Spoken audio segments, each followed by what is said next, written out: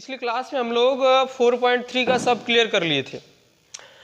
उसमें त्रिभुज का क्षेत्रफल था। त्रिभुज का क्षेत्रफल कैसे निकालेंगे, त्रिभुज के क्षेत्रफल का मैंने फार्मूला बताया था।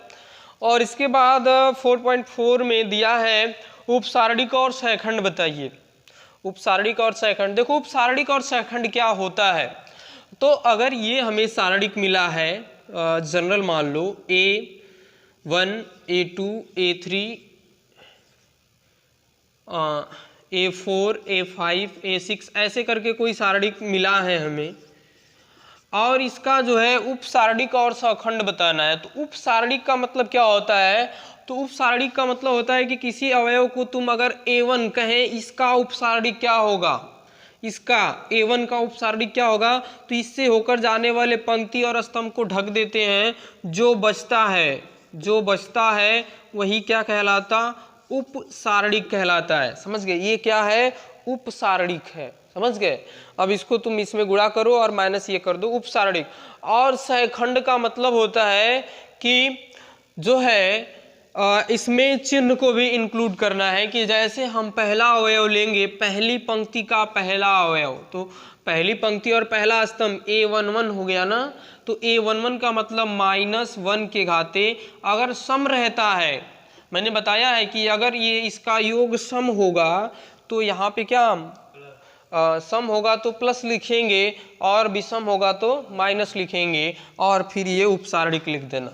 सारणिक और सहखंड में यही अंतर होता है, उपसारणिक और सहखंड में। हाँ, ये सहखंड है, ये सहखंड नहीं निकाले थे, सखंडों से बना जो है आव्यूह, सखंडज आव्यूह। तो सहखंडज में ये वाला इंक्लूड करेंगे, चिन्ह वाला माइनस।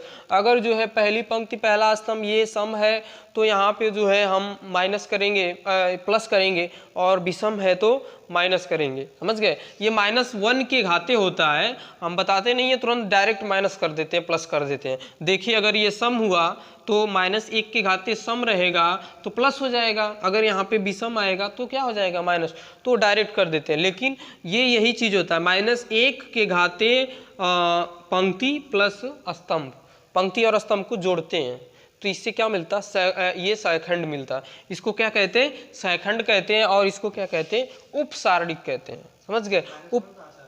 ये -1 कहाँ से आ गया, तो ये देखो सारणिक का जो चिन्ह होता है ना, प्लस माइनस प्लस, ये चिन्ह होता है, उसी को लिया जाता। -1, ये -1 के घाते, ये फार्मूला है, समझ जाओ। -1 के घाते ये पंक्ति और प्लस स्तंभ, ये फार्मूला है सहखंड निकालने के लिए। तो पंक्ति अगर पहली है, स्तंभ भी पहला है, 1 1 2, अगर सम हुआ तो प्लस लिखेंगे, बराबर चिन्ह प्लस रहेगा, अगर ये विषम हुआ तो माइनस हो जाएगा। इसीलिए उसमें तुरंत प्लस माइनस करते जाते थे, कहते थे सम विषम, वही बात है। हाँ, ये सम है तो प्लस होगा, समझ गए, और विषम रहेगा तो माइनस होगा। हाँ, समझ गए। तो चलो पहला सवाल उठाते हैं। सवाल करोगे तो अच्छे से समझ में आएगा, ये तो एग्जाम्पल था। देखो पहला सवाल दिया है इसमें, अवयवों के उपसारणिक एवं सहखंड हमें बताना है। तो चलो देखते हैं।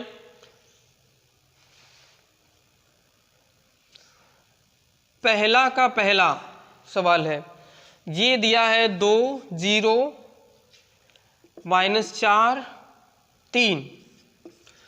देखो इसका उपसारणिक बताना है। उपसारणिक इसका क्या होगा, तो मैंने कहा है कि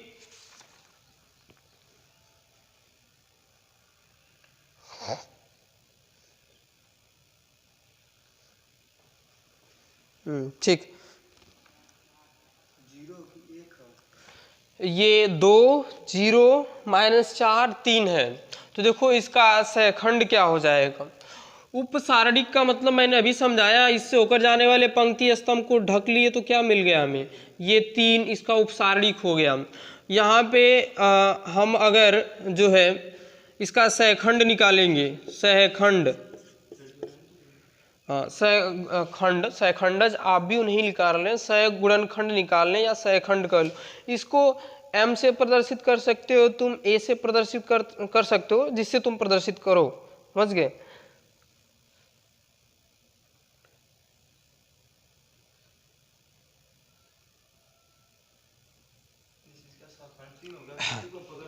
हाँ देखो A11 का पहले हम क्या निकालेंगे, पहले का उपसारणिक निकालेंगे। A11 का उपसारणिक A11 का उपसारणिक क्या हो जाएगा, तो इससे होकर जाने वाले पंक्ति स्तंभ को ढक लेंगे, समझ गए। फिर क्या निकालेंगे हम, A11 का सहखंड निकालेंगे। A11 का सहखंड तो क्या कैसे निकालते हैं, -1 के घाते पंक्ति प्लस स्तंभ और गुणे ये मतलब इसको छोड़ दिए तो क्या मिला हमें 3, यानी कि क्या हो जाएगा, ये सम संख्या है तो 3 दोनों का सेम होगा, ये सहखंड हो गया। 3 कहाँ से आ गया ना, तो मैंने अभी बताया है ना, उपसारणिक का मतलब केवल पंक्ति स्तंभ को छोड़ दो, जो बचेगा उपसारणिक हो गया। और सहखंड का मतलब इसमें चिन्ह को भी लेना है, -1 के घाते पंक्ति प्लस स्तंभ, इन दोनों में यही अंतर होता है सहखंड और उपसारणिक में, समझ गए। बस हाँ, जो भी अंक रहेगा मतलब ये पंक्ति स्तंभ को छोड़ो और गुणा कर लो तुम, समझ गए। इसी तरह सबका सहखंड और उपसारणिक। अब देखो A11 हो गया, A12 चलेंगे। A12 का उपसारणिक तो क्या हो जाएगा, इससे होकर जाने वाले पंक्ति स्तंभ को ढक लेंगे तो 0 हो जाएगा, समझ। हाँ, उपसारणिक और सहखंड A12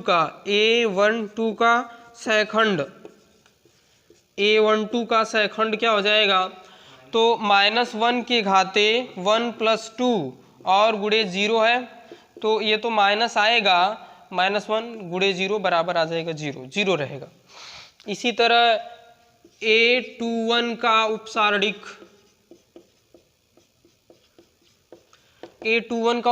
क्या हो जाएगा, यानी A21 का मतलब दूसरी पंक्ति पहला स्तंभ, तो ये पहला स्तंभ है, इससे होकर जाने वाले पंक्ति स्तंभ, तो क्या मिल जाएगा हमें -4 और इसका सहखंड A21 का सहखंड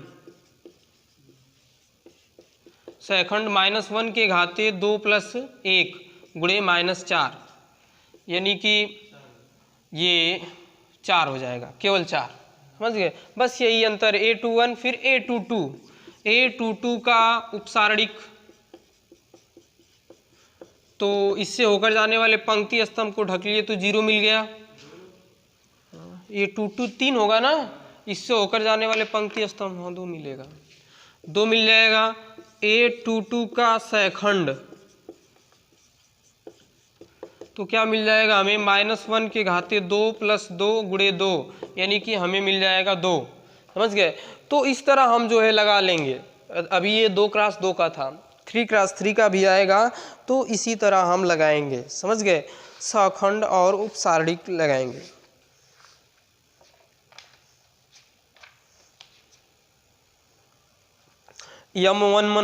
M1 से प्रदर्शित किया है, तो तुम किसी अक्षर से प्रदर्शित कर सकते हो। इसको जो है उपसारणिक को M से और सहखंड को A से प्रदर्शित किया है, कैपिटल A से, तो तुम भी करना चाहो तो कर सकते हो, समझ गए। M11 3 दिया है, M12 0 दिया है, ये देखो ये 0 दिया है, समझ गए। और इसको जो है सहखंड को A से प्रदर्शित किया है, तो सहखंड हमारा पहला आया है 3 और दूसरा सहखंड 0, तीसरा सहखंड 4 और चौथा जो है 2 आया है, ठीक। तो इस तरह, अच्छा दोनों में डिफरेंट करने के लिए ये अगर तुम M1 से प्रदर्शित करो, जैसे अब हिंदी नहीं लिखना चाहते, उपसारणिक नहीं लिखना चाहते हो, तो इसको तुम M से प्रदर्शित करो उपसारणिक को, और A से प्रदर्शित करो किसको, सहखंड को, समझ गए, ये उपसारणिक। तो मतलब तुम्हें बार बार ये लिखना नहीं पड़ेगा, समझ गए, या तो तुम लिख के करो, कोई दिक्कत नहीं है, समझ गए। तो इस तरह उपसारणिक और सहखंड हम निकालेंगे। एक 3 × 3 का निकालते हैं, फिर आगे चलते हैं। समझ में, बहुत आसान है जी, कुछ नहीं है, सवाल बस वैसे दे दिया है तुम्हें समझने के लिए, क्योंकि आगे सहखंड और बस थोड़ा सा समझ लो बस। तो 3 × 3 का देखो, एक दूसरा सवाल, 1 0 0 0 1 0 0 0 1। अब देखो इसका जो है हमें सहखंड निकालना है, सारणिक निकालना है, उपसारणिक को मैंने कहा M से, तो M11, समझ गए, M11। अब पहले हम क्या करेंगे, सब उप सारणिक निकाल लेंगे, फिर एक जगह सब सखंड निकालेंगे, समझ गए। तो M11 क्या आ जाएगा बताओ, हमारा उप सारणिक हम निकाल रहे हैं, तो पहला अगर लेंगे तो इससे होकर जाने वाले पंक्ति और स्तंभ को ढक लेंगे, समझ गए। तो क्या मिला, 1 - 0 बराबर क्या मिल जाएगा, 1। फिर इसी तरह आगे चलेंगे,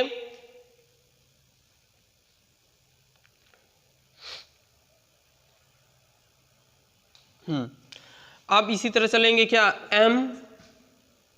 M12 बराबर इससे होकर जाने वाले पंक्ति स्तंभ को ढक लेंगे। तो ये 0 है, इससे होकर जाने वाले पंक्ति स्तंभ को ढकेंगे तो क्या बचेगा, 0 0 0 1। एक बार ऐसे लिख के करना, 3x3 का रहेगा ना, एक बार लिख लेना, फिर गुणा करना और लिख देना, यानी कि 0 - 0 बराबर 0। एक बार लिख लेना। M12 M13, तो M13 0 को ढक लिए तो क्या आया, 1 0, तो 0 आ गया। बस इसी तरह करते जाना। M21 0 0 1, इसी तरह करना है तुम्हें। M22 M23 इसी तरह करते जाना है।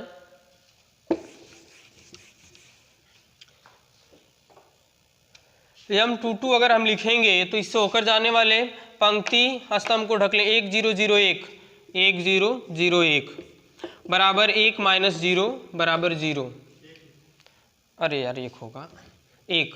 M22 M23, तो इससे होकर जाने वाले पंक्ति और स्तंभ को ढक लेंगे, 1 0 0 0 1 0 0 0 यानी कि 0। तो M31, तो इससे होकर जाने वाले पंक्ति स्तंभ 0 1 0 0 0 1 0 0 आ जाएगा 0। M32, तो इससे होकर जाने वाले स्तंभ पंक्ति को 1 0 0 0, तो आ जाएगा 1 - 0 बराबर 1। इसका गुणा, अच्छा 0, हाँ 0 0 - 0 0। इसी तरह M33 निकाल लेना। M33 इससे होकर जाने वाले पंक्ति और स्तंभ को ढक लेंगे,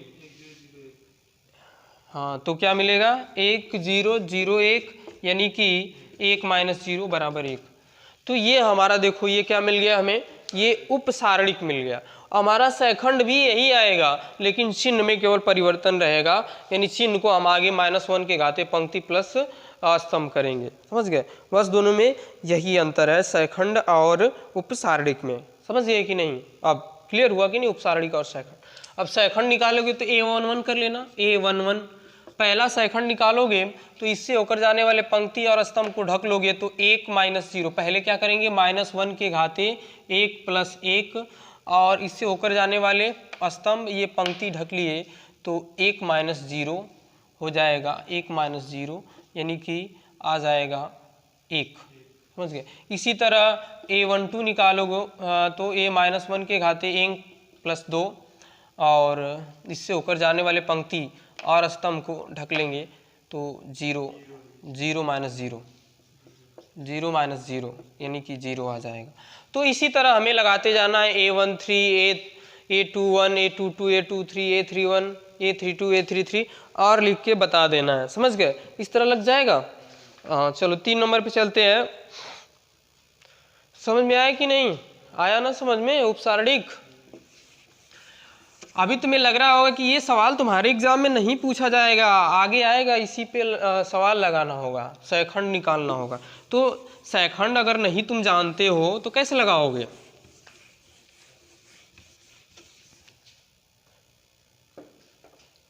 देखो सैखंडों का प्रयोग करके मान बताना है।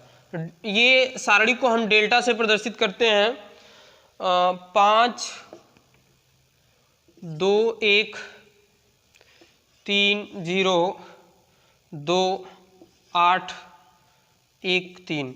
इस सारणी का मान बताना है, समझ गए। दूसरी पंक्ति के अवयवों के सौखंडों का प्रयोग करके सारणी का मान बताना है, समझ गए। तो दूसरी पंक्ति ये 2 0 1 यहाँ से तुम्हें विस्तार कर देना है, समझ गए। दूसरी पंक्ति से विस्तार करके इसका मान बताना है। तो चलो दूसरी पंक्ति से हम क्या करेंगे, इसका विस्तार कर देंगे। तो चलो दूसरी पंक्ति से करते हैं। सारणी का प्लस माइनस प्लस होता है, चिन्ह जानते हो। तो अब हम जो है किसको लें, 2 को। 2 से होकर जाने वाले पंक्ति स्तंभ को ढक दो।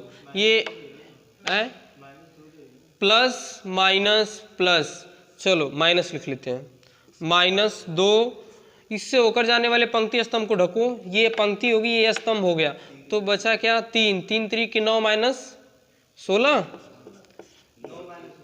हाँ 9 -16, और ये तो 0 हो जाएगा, तो इसको छोड़ देते हैं। +1 इससे होकर जाने वाले पंक्ति, ये स्तंभ और पंक्ति को ढक लो। 2 दूना क्या, ये हाँ इससे होकर जाने वाला ये पंक्ति हो गया 1 ना, और ये स्तंभ हुआ, सही तो है। ये 5 दूना -3, इसी को हल कर लो। 9 में से 16 घटाओगे तो 7 आएगा, 9 7 16 होता है, और ये 10 में से 3 जाएगा 7, 7 दूना 14, हाँ माइनस माइनस प्लस हो जाएगा। अरे यार कहाँ लिख रहे हैं, ये -7 हो गया, तो 7 दूना 14 हो गया, और +7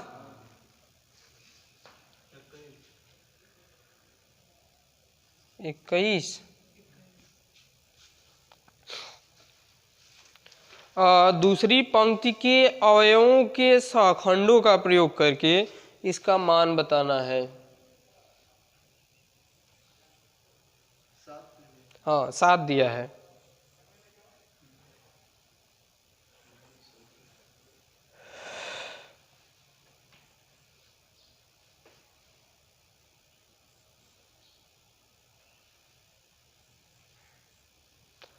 हाँ थोड़ा सा इस सवाल में ध्यान देना है कि इसमें सारणिक का मान नहीं पूछा है, इसमें सैखंडों का मान पूछा है, समझ गए।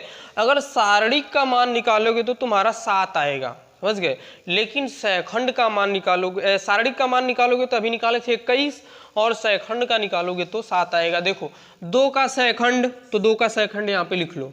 2 का सैखंड, 2 से होकर जाने वाले पंक्ति स्तंभ को ढको। 3 2 8 3, 3 2 8 3, प्लस 0 का सैखंड लिखो। 0 का सैखंड क्या हो जाएगा, इससे होकर जाने वाले पंक्ति 5 1 8 3, 5 1 8 3, प्लस इसका लिखो 1 का 5 1 3 2, बस इसी को हल कर दो, आंसर आ जाएगा 9 - 8 दूना 16, प्लस 15 - 8, प्लस 10 - 3, ये हो जाएगा -7, ये हो जाएगा +7, ये हो जाएगा -7 +7, +7 -7 से कट जाएगा तो ये आ जाएगा 7, इसका आंसर हो जाएगा 7। तो ये देखो कहा था कि सैखंड का प्रयोग करके बताओ, तो हमने सैखंड लिया है इसका। अगर कहता मान बताओ तो मान बताते। चलो एक और है, 4 नंबर देख लेते हैं।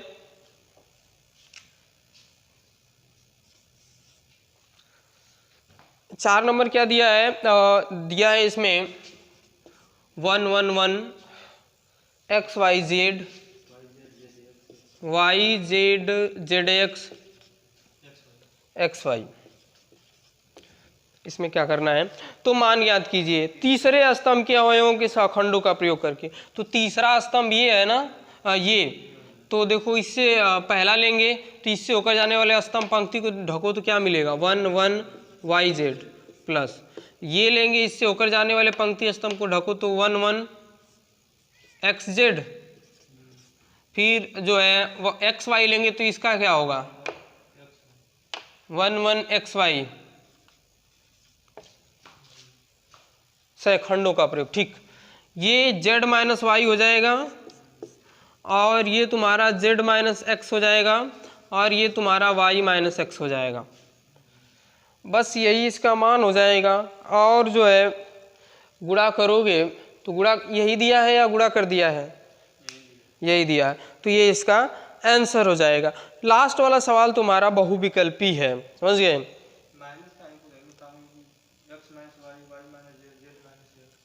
अच्छा हाँ, सब में से माइनस, अच्छा कौन सा सही है, जेड माइनस एक्स दिया है तो इसमें से माइनस कॉमन कर लो, इसमें से माइनस कॉमन करो, माइनस का माइनस में गुणा होगा प्लस हो जाएगा। इसमें से माइनस कॉमन करेंगे तो वाई माइनस जेड हो जाएगा, ए जेड माइनस एक्स रहेगा। इसमें से माइनस कॉमन करोगे एक्स माइनस वाई हो जाएगा, ये माइनस माइनस क्या हो जाएगा, माइनस का माइनस में गुणा प्लस, तो ए आंसर आ जाएगा इसका। समझ गए। तो ये तुम्हारे सवाल थे 4.4 में, और 4.4 तुम्हारा खत्म हो गया। इसके बाद जो है अगली क्लास में हम लोग पढ़ेंगे 4.5। समझ गए। वीडियो अच्छा लगे तो लाइक करें, शेयर करें, कमेंट करें। ठीक है, अगली क्लास में